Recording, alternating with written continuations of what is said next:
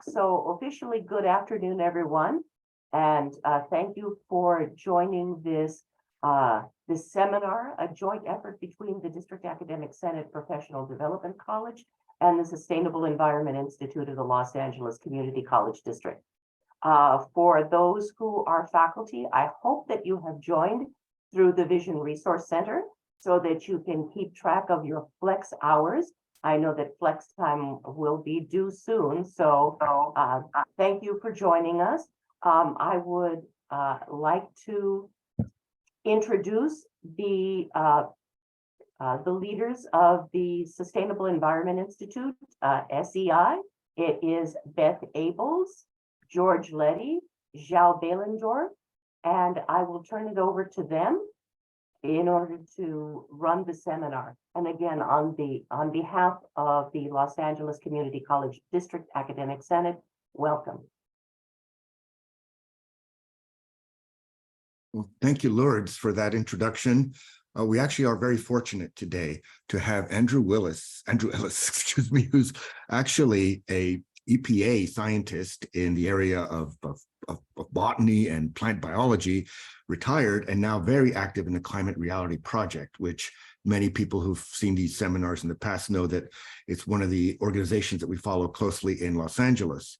And Andrew Ellis has actually, in that capacity, lectured many of our campuses, Trade Tech, and I think City College as well, including UCLA and USC. So people might actually know him if you've attended any of his talks on this issue. And he has a very well-prepared presentation to share with us today on something that is incredibly timely. I say that because, as you probably know, there are negotiations between the White House and the Congress regarding the so-called debt ceiling. And in those negotiations, there are talks about the Inflation Reduction Act. So we have we are posting, I should say, present tense, articles and references to the content of why the climate provisions of the Inflation Reduction Act are unprecedented, truly groundbreaking, extremely important.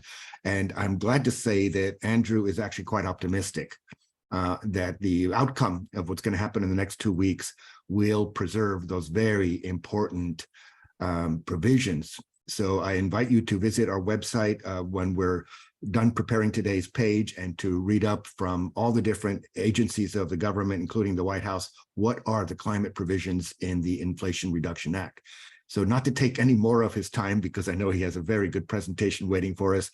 Andrew Ellis, thank you very much for being part of this seminar today and for bringing us up to date on the Inflation Reduction Act. Thank you so much, Professor Letty. It's really an honor for me to be invited to give this this valuable information to your audience today. And I want to share my screen with everybody and show you a slideshow as we go through some of these important elements of both the Inflation Reduction Act of 2022 and the bipartisan infrastructure law. I want to use a slideshow to sort of emphasize our comments and sort of give you sort of a graphical representation and lead you through this presentation today. We'll go relatively quickly. The presentation is recorded.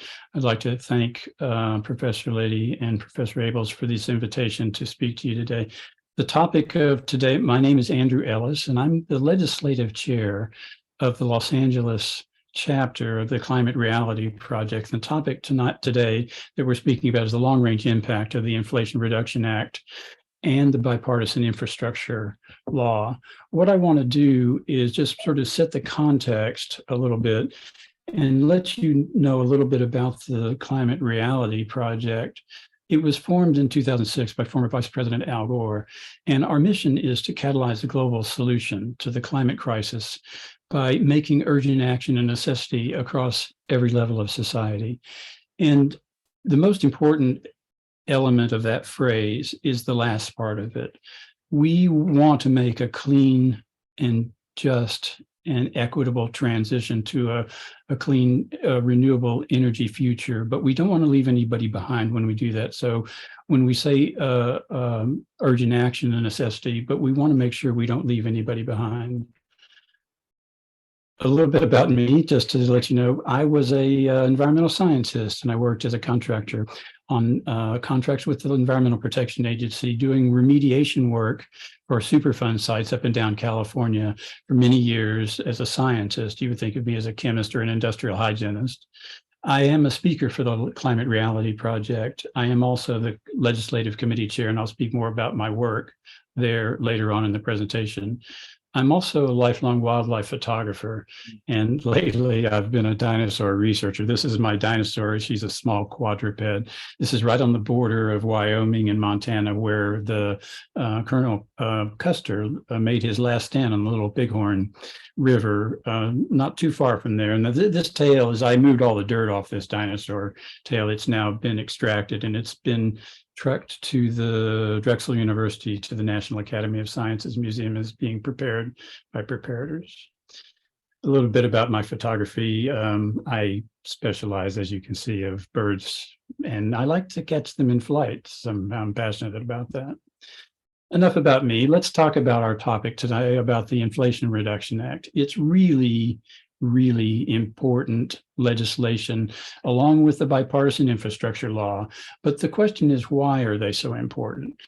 Let me just focus a little bit on what the Intergovernmental Panel on Climate Change talked about. There's a rapidly closing window of opportunity to secure a livable and sustainable future. And the choices that we're making now need to be implemented in this decade, because they're going to have impacts. What we decide now and how we implement this rollout of these two pieces of legislation is going to impact us for thousands of years. Let me also say that in August, we had some of the most really stunning legislation that was made a very significant commitment. It's an absolute game changer.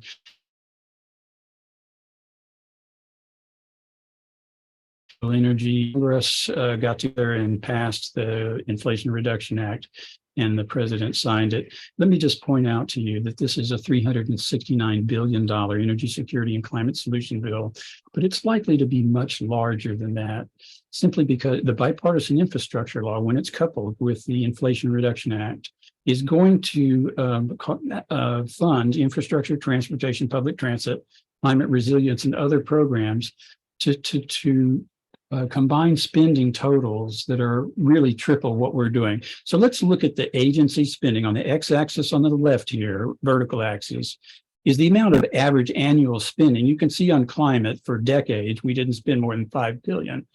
After the American Recovery and Reinvestment Act, we spent $20 billion. But lately, we're allocating over $80 billion. So over a triple what we were currently projected to be spending on climate and resiliency.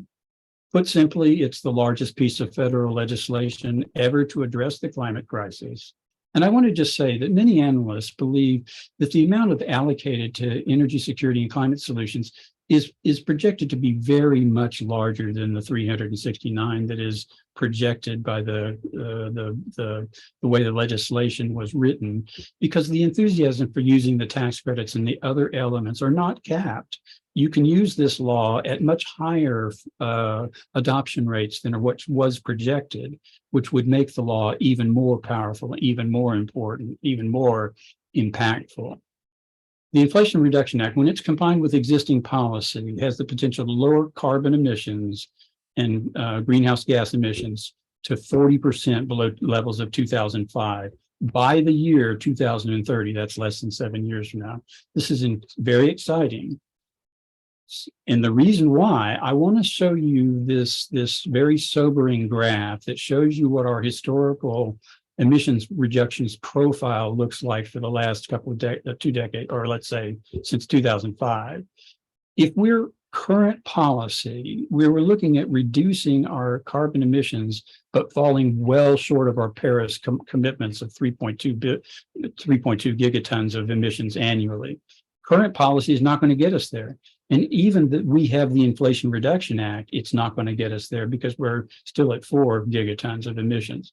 But here's our Paris Agreement targets of 2030. And if we intend on meeting those, the Inflation Reduction Act is going to get us a lot closer to those Paris Agreement targets at 2030 than current policy. So having said that, where do the emissions reductions come from, you ask? I'll just say that in the entire Inflation Reduction Act, cleaning up the generation of electricity in the coal-fired power plant with using tax incentives, credits, grants, loan programs, it's going to be responsible for 36 of the 1 billion tons of carbon that's going to be reduced from the IRA implementation. Clean vehicle is going to be responsible for about 30% of the emissions reductions. Cleaning up in industrial efficiencies in carbon capture and storage technology is responsible for 13% of the emissions reductions will be in the industrial efficiency area. Land, changing our forestry and agricultural methods will be responsible for 9% of the emissions reductions. Cleaning up and making buildings more, electrifying buildings will reduce carbon emissions by 6%, and methane from oil and gas operations also 6%.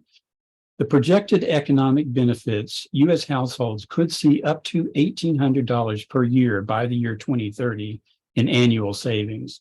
Not every household's going to see it. It could be between $1,100 and $1,800, but up to $1,800 is projected. The creation of more than 9 million new jobs over the next decade is really, really significant, a significant shot in the arm of the United States economy.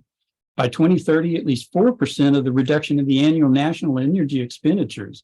That's $50 billion a year, folks. And it's not that the $50 billion it's borrowing the money from our people that don't really care about the United States at interest rates that are really exorbitant to pay, to borrow the $50 billion to pay those costs. If we're saving that money, that means we don't have to borrow it from people who don't like us. The IRA will result, if over the next decade, in capital investments and investments of $4.1 trillion through solar and wind, a near doubling of the current projected spending to $334 billion. These are enormous numbers, folks. Carbon capture, transportation, and storage, they're going to invest almost $30 billion annually. Over 10 years, it's $300 billion. Hydrogen, we'll talk more about hydrogen in a little while, increases to $4 billion annually by 2030. It could be as much as $60 billion by 2035, along with consumer technologies that are purchases by companies with consumer EVs, efficiency appliances, HVAC systems. Those are heating, ventilation, and air conditioning systems and industrial technologies. Look at the projected U.S. capital investment. The energy supply related to energy infrastructure this is pre-IRA policy, the spending was expected to be flat through 2035. But after the passage of the Inflation Reduction Act, we're looking at spending of almost $1 trillion cumulative spending on climate issues. The IRA specifically benefits communities that have been historically economically reliant on the fossil fuel industry through a program of what's called bonus tax credits to provide incentives for local clean energy deployment in these communities, including this sort of retooling and repowering these existing power plants all over the country to switch to battery energy storage systems called BESS, along with renewable energy. So attaching a renewable energy farm, a solar energy farm with a battery energy storage system. $9.7 billion to help the rural electric cooperatives add clean energy, carbon capture and sequestration. That's the burying and taking carbon out of the ecosystem for grid upgrades in rural electric cooperatives. $5 billion, these are large numbers, folks, for new energy community reinvestment. So these communities that are historically reliant on fossil fuels will receive a considerable investment in tax incentives and energy community reinvestment that supports retooling and repurposing these old energy infrastructure sites. The bipartisan infrastructure also contains provisions for transportation infrastructure, improvements in the electrical grid, and the largest ever investment in public transit, among other items. let's take a quick look at what it's designed to do. It's written to include $91 billion for public transit. 70 of the $1.2 trillion, $75 billion for clean energy, including transmission, nuclear, critical minerals, clean hydrogen. We'll talk again about gray hydrogen versus blue hydrogen versus green hydrogen, but carbon capture and storage is a controversial topic, and we'll talk about that. But direct air capture, passenger and rate rail, $50 billion for climate resilience. This is a very large commitment of the bipartisan infrastructure law. $18 billion for electrical vehicle electrification. Part of it's already been authorized, but it was not allocated to specific programs. Of the spending in the bipartisan infrastructure law, there's $550 billion allocated to this infrastructure projects. But a lot of these infrastructure projects are directly tied to the climate: public transit, power, rate and freight, passenger freight and rail, resilience, getting our cities ready and becoming resilient to some of these impacts of climate change, environmental remediation, electric vehicles. So a lot of this is climate related. And I'll just say, there's things happening in the hydrogen market where the Southeast is developing a hydrogen hub that's going to utilize funds from the bipartisan infrastructure law to repurpose some of these old fossil fuel sites into hydrogen, clean, green hydrogen generate. Green hydrogen is the splitting of water using electrical energy to create hydrogen rather than gray and blue hydrogen, which is extracting the hydrogen from current fossil fuel extractions. The bipartisan infrastructure law could bend the emissions curve in either direction, given the spending discretion the law affords to policymakers. That means it's up to us to ensure that our elected officials make good decisions. How do we do that? I mentioned earlier in my introduction that I was the legislative chair of the Los Angeles chapter. So we've taken all the climate bills from the California Assembly and whittled them down to about 30 good ones. And we're going around to the Assembly and senators, California Assembly members, and advocating for this supported list of climate bills. So that's how we ensure that this happens. And then we check back with these legislators to see how things are going. And there, I'll tell you right now, is a good time to be working with the legislature. I'm optimistic. Why are the IRA and the BIL, the Bipartisan Infrastructure Law and the Inflation Reduction Act, so important? They promote environmental justice. They create domestic, fair pay, and clean energy jobs. And they put us on a path to achieving our goals for our climate and emissions targets by 2030. They can also help us dramatically lower the emissions in the United States, which is going to, in turn, combat some of the even more dire effects of the climate crisis. Let me talk a little bit about some of the significant investments in the environmental justice space. What this Inflation Reduction Act intended to do was to direct money into communities that are historically marginalized, have been disadvantaged. And what we want to do is they provide block grants for environmental and climate justice projects in air pollution and in ports. Frequently, ports have really difficult pollution problems because of the transportation issues associated with the transportation of cargo in and out of the port.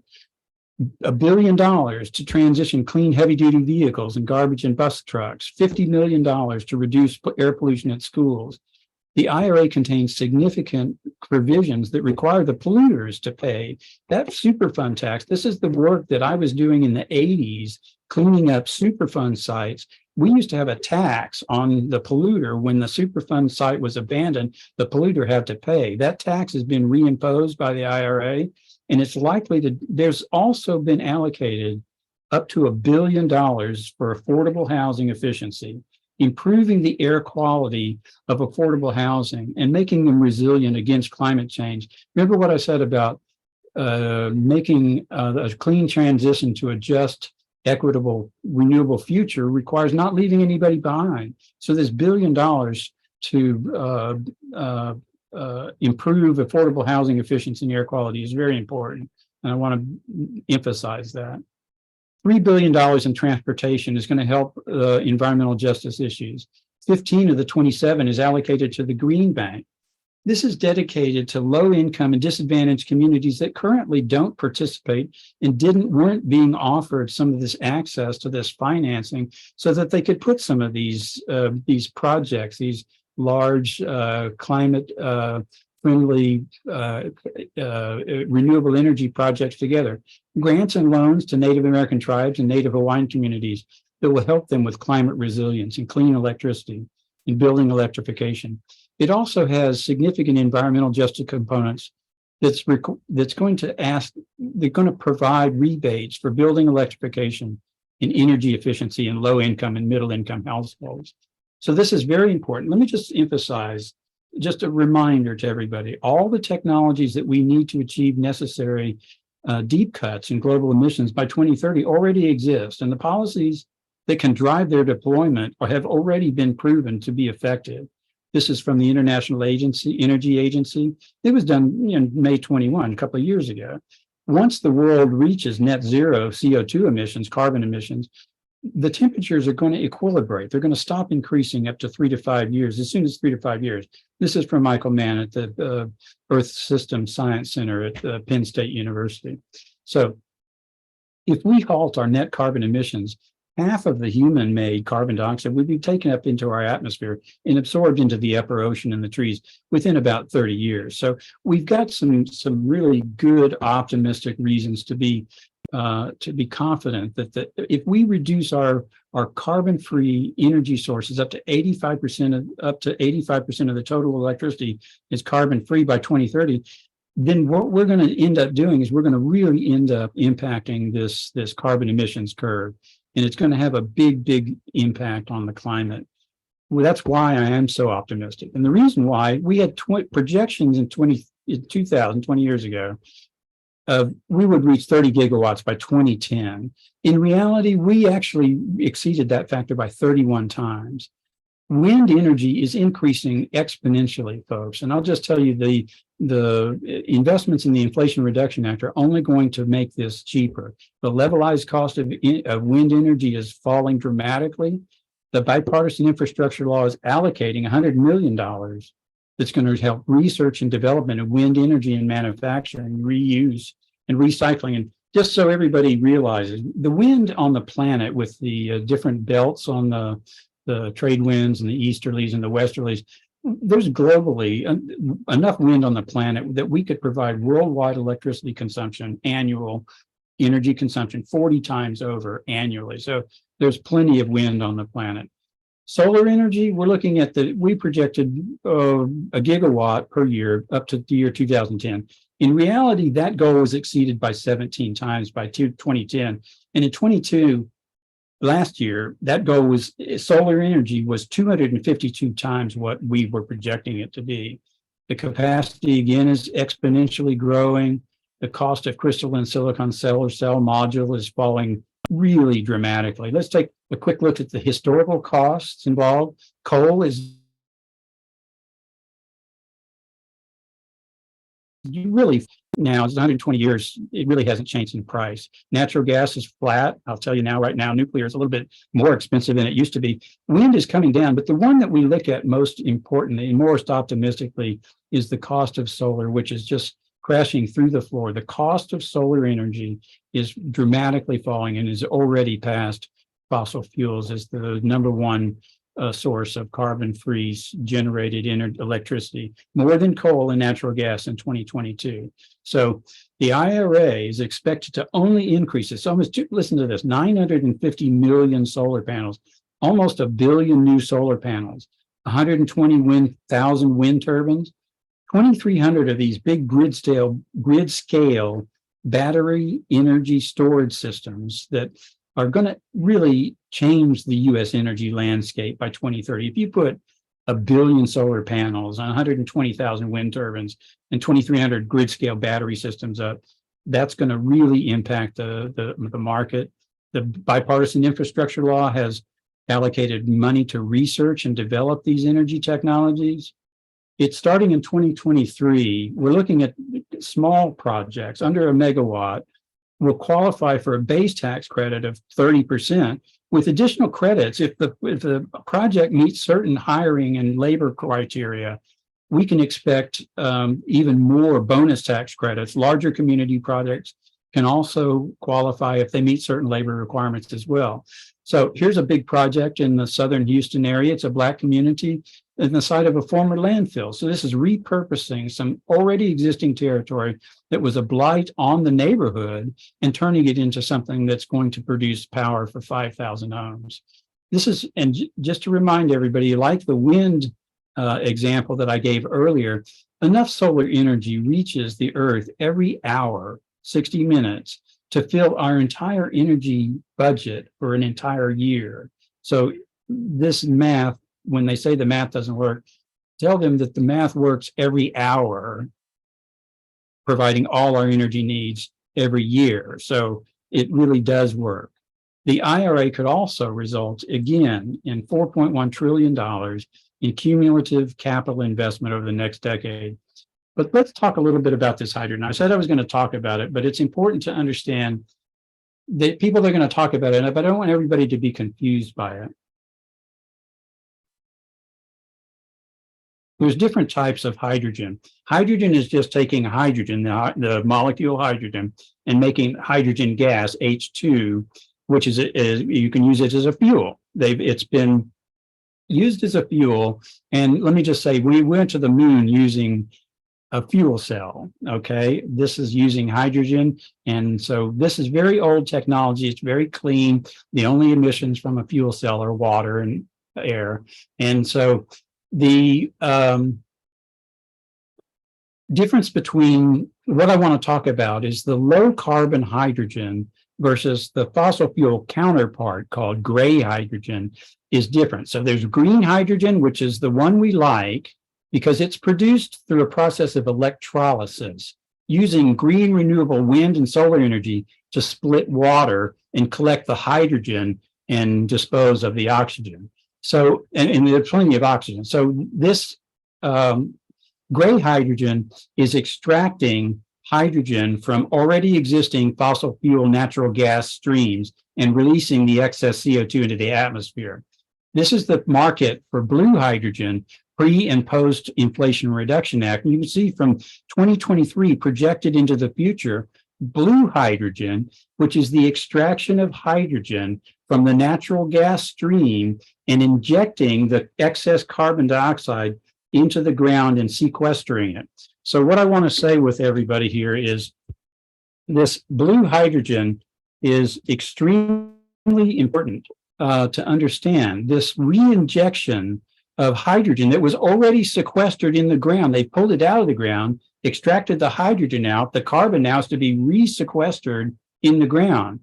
When we use renewable energy to split water through a process of electrolysis, this is the projection. We're looking at the cost of post-IRA and pre-IRA. The pre-IRA is the dotted line on the horizontal axis is time. And with post-IRA, you can see here that the per kilogram cost of generating hydrogen falls almost to zero by the year 2032. So that's the idea. Federal support for hydrogen generation in the bipartisan infrastructure law and the Inflation Reduction Act is on this chart with the cumulative dollars spent on the x-axis and time across on the y-axis here. That brings us to the topic of transportation, because the Inflation Reduction Act has such an important component of our transportation. This is, just so everybody knows, this is the 405 on November 22nd, 2016. Who knows where everybody was going at that time, but anyway. We use this as to sort of remind us to talk about the commitment to internal combustion engines. This is a phenomenal, interesting photo just to get an idea of the magnitude of what our commitment is to internal combustion engine here is in the Southland. Look at the recent electric car stock in millions of cars here is over 30 million now, crossing over in 2022. The Inflation Reduction Act gives purchasers tax credit for buying both new and used electric vehicles. And The sales of electric vehicles increased in just the last year from 21 to 22 by over 50%. The bipartisan infrastructure law allocates $7.5 billion for expanding the charging infrastructure. And these are the areas of the world where they're planning on phasing out fossil fuel vehicles: Norway, Denmark, Iceland, Canada, France, Taiwan, Singapore, California by 2035. Except for Norway decided they were just going to phase them out last year, so you can't drive them. So the areas in the United States that have talked about phasing out fossil fuel vehicles by 2035, California, 2045, Hawaii, Connecticut, Maryland, Oregon, Rhode Island follow on.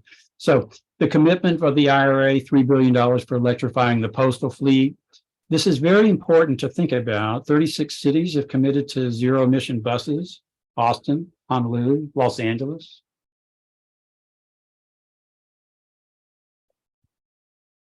In China, Shanghai and Shenzhen are already buying only electric buses. In the US, public transportation investments create 70% more jobs per dollar invested than spending on highways where fossil fuel cars are driving. The bipartisan infrastructure law commits $90 billion to repair and modernize the public transit infrastructure. This is very important.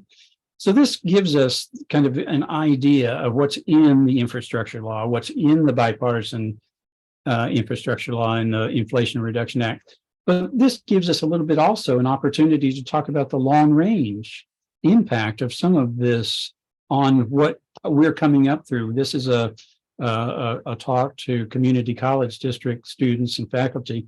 What is going to be the impact on the students of California? Investments in renewables and energy efficiency create 3 times more jobs than investments in fossil fuel technologies. That's just the truth. Investments in fossil fuels are significant, but I just want to share with everyone the investments in energy transition are only increasing. And the IRA could help spur the creation of 9 million new jobs, 5 million in green energy, 900,000 in clean manufacturing, 400,000 in clean transportation, 900,000 in building efficiency, almost 1 million jobs in making our buildings more efficient. These are consultants, these are green building engineers and designers, 150,000 jobs in environmental justice, 600,000 in natural infrastructure and regenerative agriculture, forestry, and natural sciences. Long-range impact of the Inflation Reduction Act on building electrification alone. This is turning our buildings using smart strategies to take fossil fuel streams that go into our buildings and electrify everything.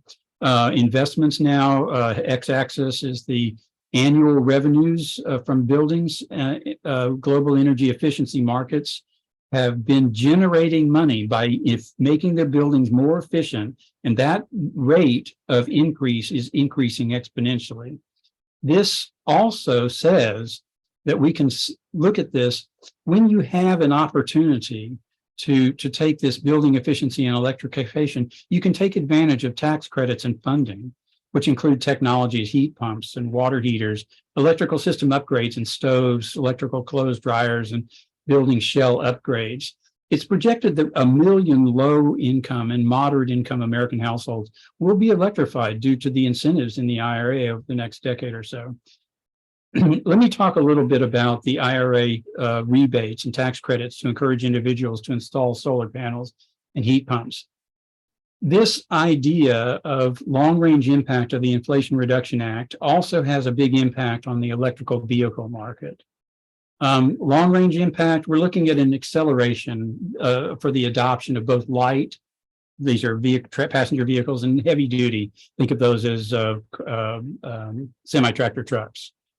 By 2030, electrical vehicle share could be 48 to 61%, and in the heavy duty sector, we're looking at 39 to 40%, 48%. These are very important and significant increases in efficiency. Let me just put up the charts to show you.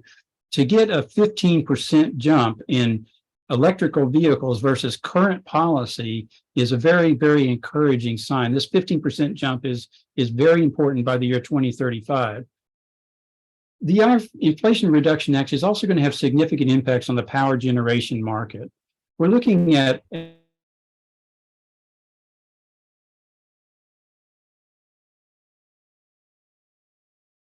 Inflation Reduction Act, significant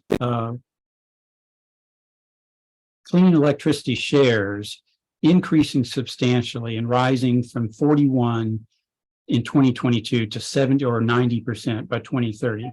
So this increase in clean energy generally is primarily driven by increased deployment. Some of this in aggregate reaches up to 62% of the total generation. In the long range impact on the power generation, it could impact carbon emissions could decline between 72 and 91% below below the levels of 2005. This is equivalent to about removing 600 million metric tons of carbon dioxide equivalents to 900 million metric tons. Cumulatively, 2.7 gigatons is a big commitment. So the IRA and the bipartisan infrastructure law are estimated to lead to significant net decreases in the total system costs of generating power. These combined savings can save us $50 billion and up to $115 billion cumulatively. These reductions translate into a 5 to 13% reduction in the annual bulk system costs. Rates of deployment could grow rapidly. Average deployment could increase up to 45 gigawatts. This deployment would represent more than a significant doubling of the historical maximum annual deployment rate in many of these scenarios. The long-range impact of the Inflation Reduction Act on environmental justice issues are extremely important, and I'll just mention a few of these. The Inflation Reduction Act will change the baseline that EPA uses for rulemakings across not just EPA, several agencies, as it brings down the cost of clean technologies. Agencies can then use these lowered baseline for rulemakings to design rules that are both ambitious with their climate goals and legally durable. These arguments are much stronger with the Inflation Reduction Act arguments for cost reductions. EPA is going to provide financing and greenhouse gas reduction funds that are going to really change the game in communities that are low income and disadvantaged, with financing to be placed with institutions that would not otherwise gain access to this information. The funding will also go to states, tribes, and local governments and nonprofits and green banks to support these projects that reduce climate pollution, cleaner air, and also healthier communities. Some of these air monitoring stations in the Port of Los Angeles, the IRA is going to aggressively advance environmental justice and support projects like this particulate monitoring station. What they do is they just collect the air monitoring stations. We're going to also talk about remediation of some of these sites, mitigation and climate health risks from extreme heat and wildfires, and also improve in these communities climate resiliency and adaptation, reducing also indoor air pollution from electrical appliances. Clean ports, there's $3 billion. This has significant impacts on diesel pollution. Those living near ports bear the brunt of this pollution. Often these are communities of color and low-income families. The IRA is going to provide funding and near zero emission port equipment for zero emission port equipment and technology that helps these ports develop climate action plans. And it's going to help these nations' ports address public health and environmental impacts. Let's talk a little bit about the petroleum tax. They're going to reinstitute this polluter pays principle. Here's a map showing all the hazardous waste sites in Los Angeles County. The IRA is going to reinstitute this tax, and it's going to generate money that adjusts the tax, and it's going to be adjusted for tax rates and adds a cost of living adjustment for future years, projected to generate $11 billion. Investments in large heavy-duty vehicles has big impacts in the environmental justice space, because frequently these vehicles travel through those communities that are disadvantaged. So if we are driving clean zero-emission vehicles through these communities, we want to support those vehicles and the infrastructure to support them, and also train and develop workers to help sustain their communities that are being impacted by some of these transitions. The IRA reinstates this, again, this tax rate. And what we also want to mention is the enforcement technology. The IRA provides provisions to hold polluters accountable by increasing the funds involved in improving enforcement technology, including modernizing this integrated compliance information system, which is the reporting system on hazardous waste, and providing grants in states and modernize their system so that they can link up to this EPA system and develop smart tools for field inspectors. IRA reinstates the Superfund tax. Again, there's targeted enforcement that impacts violations of the Clean Water Act, the Clean Air Act, and the Resource Conservation and Recovery Act that deals with hazardous waste sites. What comes 20 and 30 beyond is interesting, because the provisions in the IRA are not enough to meet our community and Paris agreements. We need to keep the world, we need to from passing these climate critical thresholds. We need to raise our ambition. We need to start planning now to achieve net zero by 2050. Learning what you can do is really calculating your carbon footprint. How to do this is go to carbonfootprint.com, type in your information, where you live, how much you drive, what you drive, and then find out where your emissions are coming from. I'll back up here. Many of your emissions are coming from the way you transport yourself and how you heat your home and the things that you eat. Talking about reducing energy use, what you use, how you buy it, what it's packaged in has a big important. How you landscape or how you use water around the place where you live, how you embrace your current situation with a minimalist lifestyle rather than buying something. You might think about borrowing or loaning somebody something.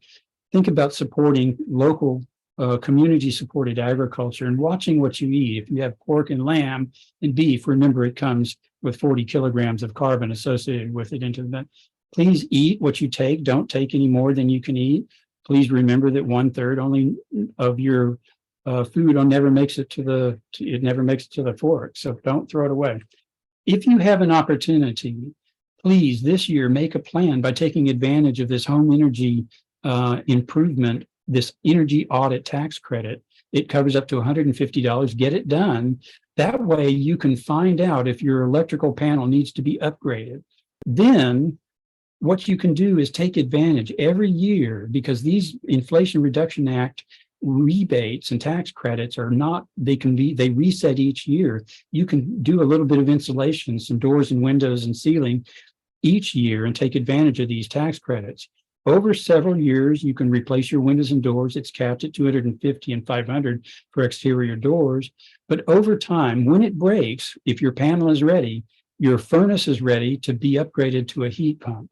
When your water heater breaks, it's also ready to be upgraded to a heat pump water heater, which is 30 times more efficient, and you're going to save money. This is how you're going to take advantage of the Inflation Reduction Act. When it breaks, when your internal combustion engine breaks, you can plan on replacing it with an electrical vehicle with a vehicle tax credit up to $4,000 or 30% of the cost. Over a longer term, explore thinking about getting a renewable energy system power to your home. Thank you so much for the opportunity. Please join those who are using their voices and their votes and their choices to work to fight the climate crisis. It really is important. Your world does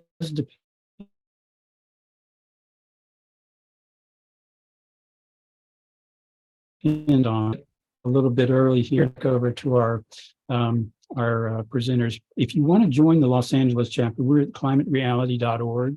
I'm at andrewcellis.com if you want to see some of my photography. You can also follow me on Facebook. Andrew Calloway Ellis is my middle name, Calloway.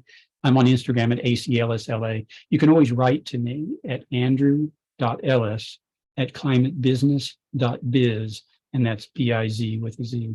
Thank you so much for the opportunity to have this conversation with you, and I'll open the floor for questions and turn it back over to our hosts. Well, thank you very much, Andrew. This has been an amazing presentation. I couldn't keep up trying to write notes, but we do encourage people for the time we have left, which is actually quite a bit, to do what we call the Q&A. So please put your questions in the chat.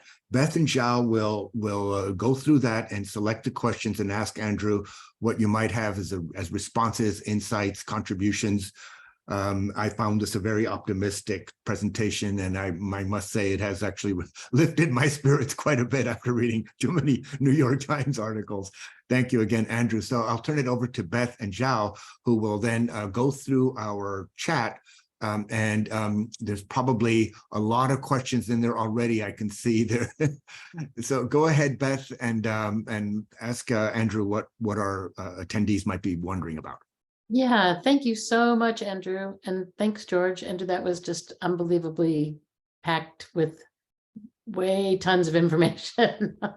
So the first question that came up here is if you know if this act includes plans, especially for around EVs, to take into consideration the nickel mining that might happen in other countries, like in rainforests, and that we use for creating EV engines, and if that's anything you have any thoughts on or expertise on. I have read elements of the Inflation Reduction Act and mostly I would direct them to the bipartisan infrastructure law.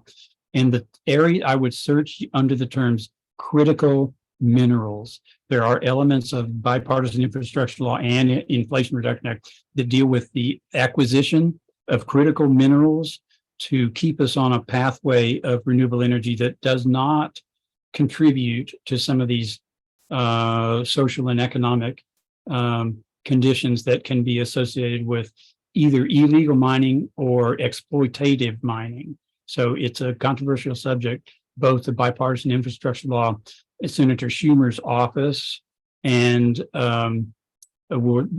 dealt with both of these issues. And both bills deal with the singular issue of critical minerals and the acquisition of such without exacerbating these exploitative mining operations.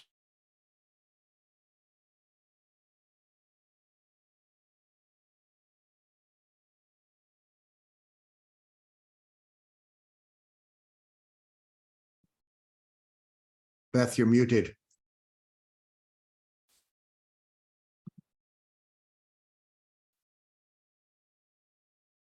Chihuahua. Yeah, there I am.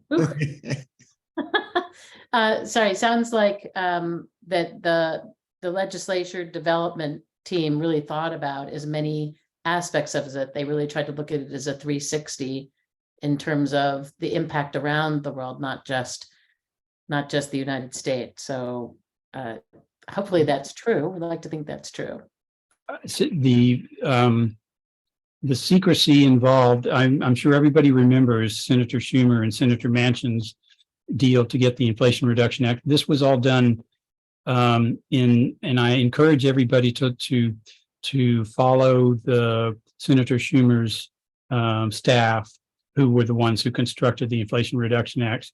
And not just this issue, critical minerals, but the inclusion of the components of the electrical vehicles that require American made, and then the actual battery components and where those batteries came from and what their levels are. So this was very carefully thought about for many months prior to Senator Schumer and Senator Manchin's handshake. So they were working over 2 years, Senator Schumer's staff, on this in quite a bit of secrecy, but I encourage everybody to take a good look at Senator Schumer's staff reports on this, how they crafted the bill. Oh, thank you. Our next question, sorry, that was from Marie Rains, by the way. Our next question is from Paul Abukali, and hope I didn't mispronounce that. Is there a way to prevent petroleum companies from passing this tax expense that we're asking them to pay for their brown and black sites onto their customers? Is there a way to stop them from just passing their tax fees to us? I can say that the both of the bills have an enforcement component. There are prohibitions, legal prohibitions against exploitative pricing and taking advantage of of markets that are of national security interest. So as I said to Professor Liddy, I'm a plant ecologist, so I'm probably way afield of my chosen profession and education. So I think that's all I'll say about that particular subject. Thank you. And then I see there's another question here, which also has an answer, but maybe we could hear it from you because we talked about this a little bit earlier. The question was from Denise Robb that she heard that the debt ceiling fight will include some changes to the IRA. Is that a real possibility? And just to point out that there are some folks who are supporting you who've put some answers in the chat for those of you who are interested, but I thought maybe you could still talk about it a little bit. Yeah, I haven't seen the answer. I'll confess I haven't looked at the chat, so I don't know what the answer. I will say I'm optimistic about the debt ceiling negotiations. I don't consider the debt ceiling to be something that would be worrisome enough because of the climate legislation that was passed. This Inflation Reduction Act is extremely important, and it was painfully negotiated by many different senators and representatives. So as a piece of legislation, so very difficult to undo any of these. And a debt ceiling negotiation where the Republicans, I don't want to be partisan here, where the House leadership comes into the negotiations demanding changes to very important game-changing climate legislation is simply not going to happen, folks. So I think we should all take a sort of a sober view of how important the bipartisan infrastructure law was. And with the addition of the Inflation Reduction Act coupled with it, there is no way that I could see. I'll just say the horse has already gone out of the barn. The House leadership can try to negotiate some clawbacks of some pandemic money and some, what we want to see is a debt ceiling that goes out past 2025. It's the things, there is a negotiation, and they were successful at getting President Biden and the Democratic administration back to the negotiating table. But I can say there's 5 or 7 different constitutional and legal arguments that say the debt ceiling is an artificial construction that was passed in 1918 on a that's in direct contravention of what the 14th Amendment of the Constitution says. So I'm not concerned about it at all. The bipartisan infrastructure law, when you couple it with the Inflation Reduction Act, are just simply too massive to sweep aside with some horse trading that goes on over some sort of artificial debt ceiling. So I hope that helps. And Andy had did put in here, I guess the vice chair here of some information about CNN saying the White House removed the IRA from debt ceiling negotiations. So thanks for that, Andy. Appreciate it. And then there's a couple more articles in there. My thanks to Andy. He's a dedicated researcher and a good friend. Thank you. All right. So the next question from Kate is there a website where consumers or homeowners can go to apply for the credits and other monies being provided by the IRA? Where would we find that information? And then again, your team is on it. They're totally on it. But maybe you could talk about that out loud a little bit. Sure. It's part of our mission to be helpful in this area. And I'll just say all of the members of the Climate Reality Project are by definition volunteers. So any services that we offer in this area, if you want to know more information about how to access this information, we've got teams of people who are diving into this law. And I'm working with Santa Monica College right now, tomorrow at 10:30 with a number of people on helping this. So please feel free to call us, laclimatereality.org, and write to us. I'll put my information in the chat. It's Andrew.Ellis. I think it was in there earlier. Andrew.Ellis at climatebusiness.biz, B-I-Z with a Z. And we will help anybody who wants to, not that we're experts. And I'll be honest with you, I'll say we draw the line at consultation. We're not consultants, and we won't write your sustainability plan, but we will hook you up with all of the resources that Professor Lady provided me. I have a massive database of resources that will be available to the public on a website that we're creating at climatebusiness.biz, http://climatebusiness.biz. Not up yet. Don't just write the, I haven't finished it. I had to do this presentation first, and then I got to get back to Dean and the team and get my other homework done. So I have a large database of Excel spreadsheet. I've created Inflation Reduction Act resources that are really 14 pages long, Professor Abel. So anybody who wants these resources from me, I'll just send you the Word document and you can knock yourself out for a couple of months. That's how long. And we'll put anything that you have for us, will all go up on our SEI website. So, and that'll direct people as well to the Climate Reality Project and wherever you need us to direct people to. So this is a Word document. It's hyperlinked to maybe more than 40 different resources organized by category. So happy to share that with you. You can share it with whoever you like, and as freely as it's freely available. thank you. And there was a follow-up question to that, I think, which is also if you have a sense of what state and local credits might be that would those add on to the federal, or are those, do you know anything about how those work? So. Thank you. It gives it's a great question. And let me just say the mechanisms for rolling out the Inflation Reduction Act and Bipartisan Infrastructure Act come through agencies from the state and local government and nonprofits and tribes, Indian organizations, and community organizations. These don't, and that community organizations and such is a new way of connecting with federal dollars. So this is where the rubber meets the road, so to speak. We want to make sure that those dollars, now we can trust Governor Newsom, but they may be rolled out differently in Alabama. So we want to provide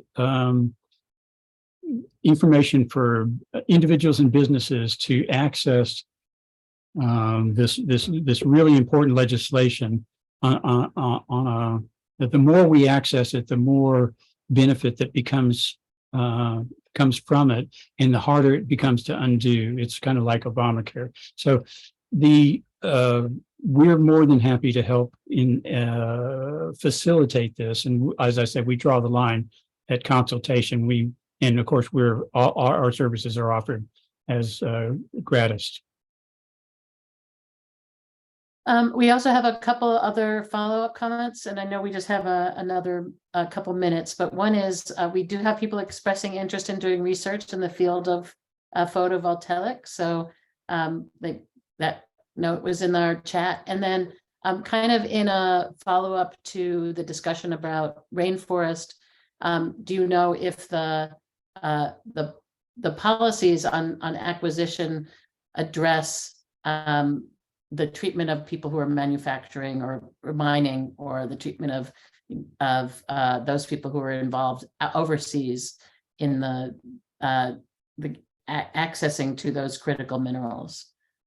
I appreciate the opportunity to close our comments on this. I actually work in the rainforest in Peru, above Ecuador, near Ecuador on the Amazon River, where gold mining occurs and fossil fuel extraction occurs, and with indigenous communities there developing nutrition programs for an organization called the Association Promoting Education and Conservation in Amazonia. We are very, very plugged in. Climate Reality is, we have a rainforest protection committee. I work on, it's actually a subcommittee. I am very sensitive because we have, I've been working in that space with those people in that community for over 7 years now. And so I encourage everybody to go to APECA, APECA.org, Association Promoting Education and Conservation, to learn more about the organization. But yes, I couldn't agree more. The Inflation Reduction Act needs to be involved in protecting those communities where these resources that we're going to need to make this clean, just transition to a renewable future without any any damage at all to their society. And we need to uplift those societies. But by uplifting them, we need to uplift women in those communities, particularly women, and make the organization that I'm referring to, APECA, takes a river taxi going up and down the Amazon with machete wounds, snake bites, all with teams of Peruvian doctors with the vaccinations and midwives and baby doctors, all kinds of people. So it's a wonderful opportunity to impact that, and we always need to be mindful. So I'm so grateful for the opportunity to speak on this subject as well. Let's get I have a final question, if that's all right, and then we'll stop. And that is just, we hear a lot of discussion about this not covering everything and not doing absolutely everything that it needs to do. And I wonder if you could just say something about that, and we'll let you go. I will. When we heard about this, Andy, Hatala, and I, we got into the discussion.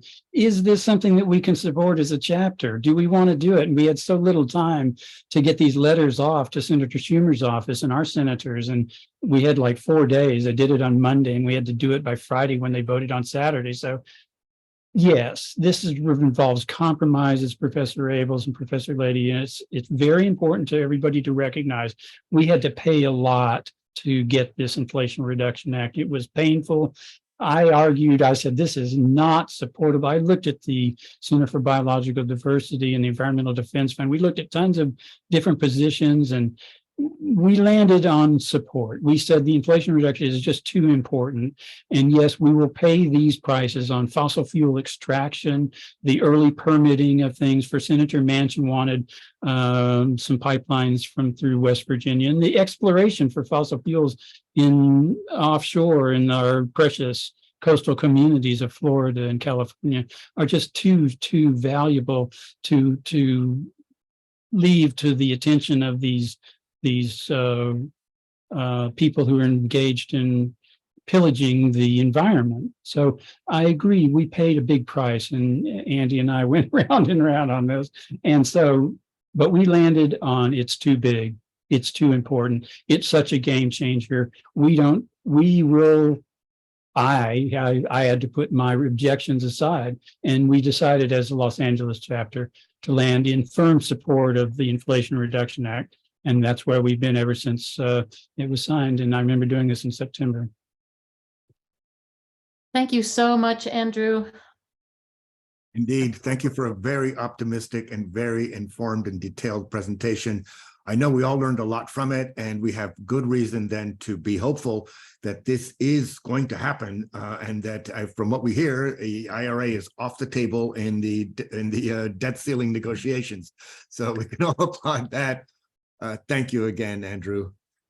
It's my honor to have the opportunity to address you, Professor Lady, Professor Abels. It's again something it's in our mission to do, and we appreciate these opportunities.